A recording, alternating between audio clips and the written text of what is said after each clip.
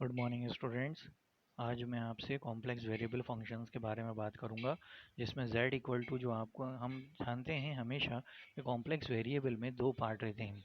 एक पार्ट जो रहता है वो कहलाता है आपका रियल पार्ट, और एक दूसरा पार्ट जो कहलाता है वो आपका कहलाता है इमेजिनरी पार्ट।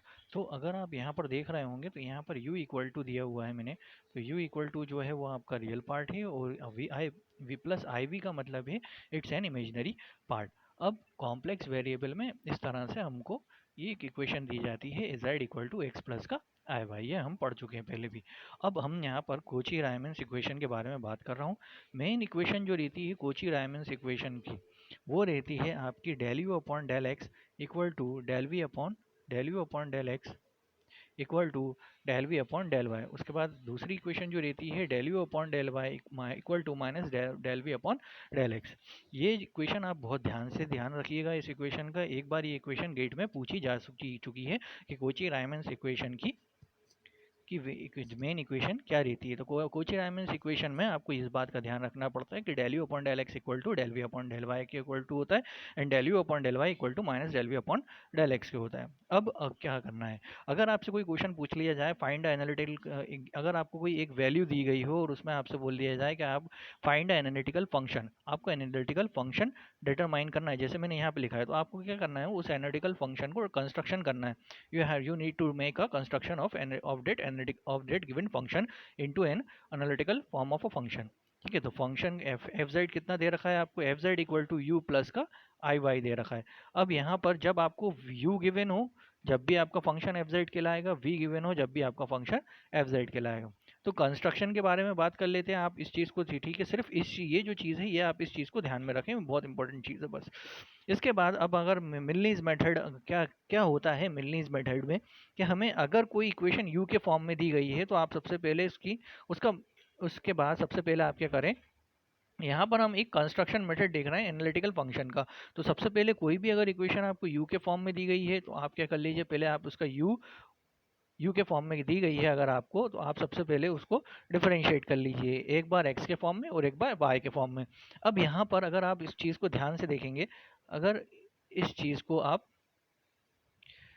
यहाँ पर ध्यान से देखें अगर जूम करके, तो ये मैंने आपको मिलनीस की एक इक्वेशन लिखी है ये सीधी, ठीक है, जिसमें कि आपसे ये बोला गया है integrate f z equal to f dash z equal to, यहाँ पर एफ डैश जेड लिखना है, मैं भूल गया हूँ यहाँ पे, तो ध्यान रखिएगा यहाँ पर आपको ये लिखना पड़ेगा इस इक्वेशन में कि f dash z equal to, ये रहती है आपकी equation f dash z equal to.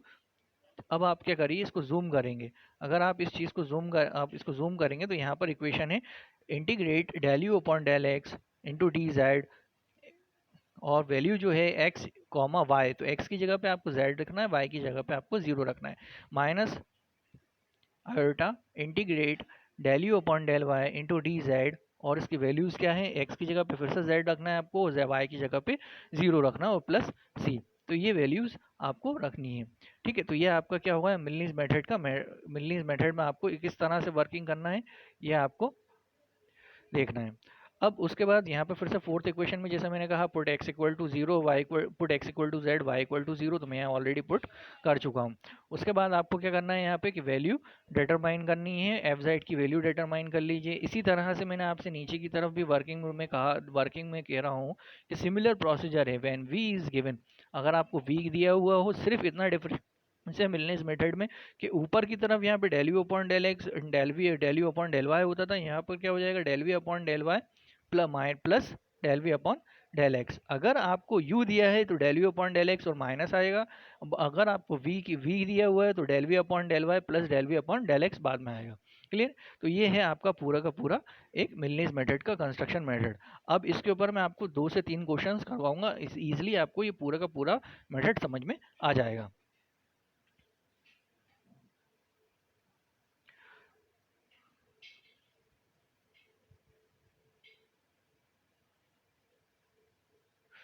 Next method की तरफ अगर मैं चलूँ, ये जो आप देख रहे हैं फर्स्ट क्वेश्चन जो आप देख रहे हैं यहाँ पर फर्स्ट सेकंड क्वेश्चन सबसे टॉप पे जो आप देख रहे हैं, यहाँ पर मैं आपसे ये कहना चाह रहा हूँ कि u इक्वल टू, क्वेश्चन दिया हुआ है हमें u इक्वल टू, हमें क्वेश्चन दिया हुआ है यहाँ पे कि u equal to x square minus का 3x वाई स्क्वायर प्लस का 3x स्क्वायर माइनस का 3y square. Find function of z।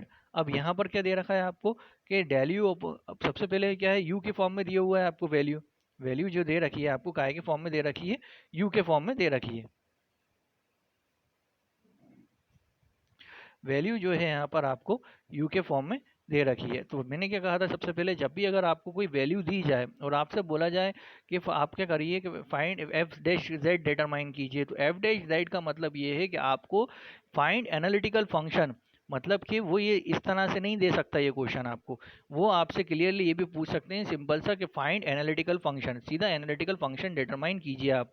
जैसे ही आप एनालिटिकल फंक्शन डिटरमाइन करना चाहते हैं तो उसके लिए आपको क्या करना पड़ेगा कि सबसे पहले आपको यू जो भी वैल्यू दी हुई है उसको x के फॉर्म में डिफरेंशिएट कीजिए, फिर y के फॉर्म में डिफरेंशिएट कीजिए। जैसे ही आप u को डिफरेंशिएट करेंगे x के रिस्पेक्ट में तो हो जाएगा 3x स्क्वायर माइनस का 3y स्क्वायर प्लस का 6x। सिमिलरली आप उसको y के रिस्पेक्ट में अगर डिफरेंशिएट करेंगे तो आ जाएगा माइनस का 6xy माइनस का 6y।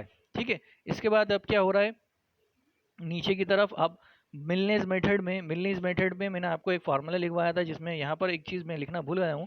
अगर आप यहाँ पर देखेंगे तो ये एफ डैश जेड है एक्चुअली में मिलनेस मेथड में। इसका डायरेक्ट फार्मूला क्या हो रहा था, integrate del u upon del x, क्योंकि यू दिया हुआ है तो del u upon del x into d z x y minus का i whole complete bracket integrate del u upon del y into d Z.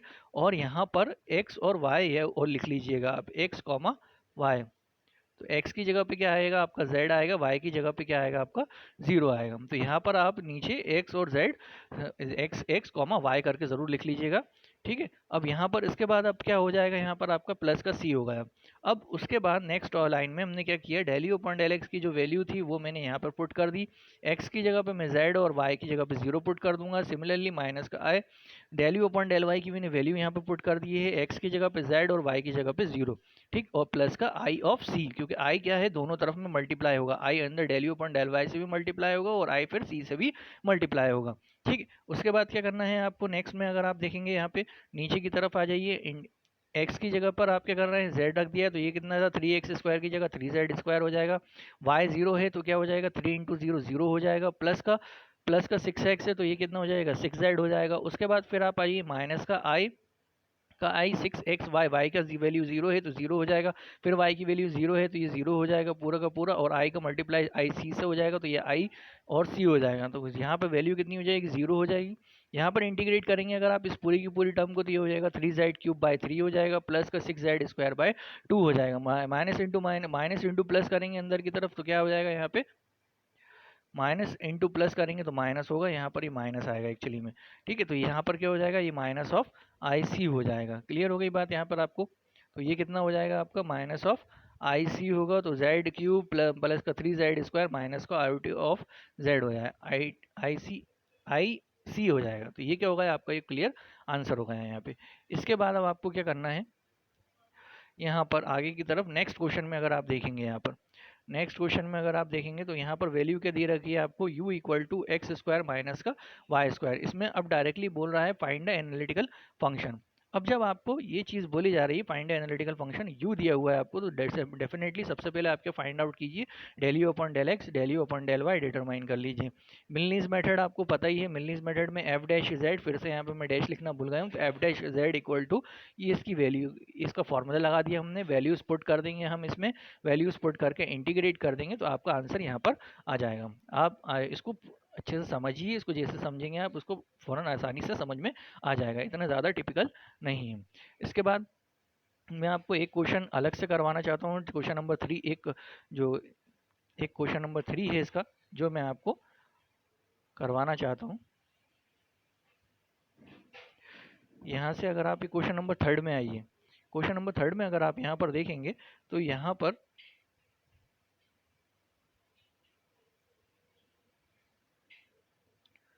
Question number 3 जो ये कह रहा है आपसे कि आप ये प्रूफ कीजिए कि W equal to e to the power z एक एनालिटिकल फंक्शन है या नहीं।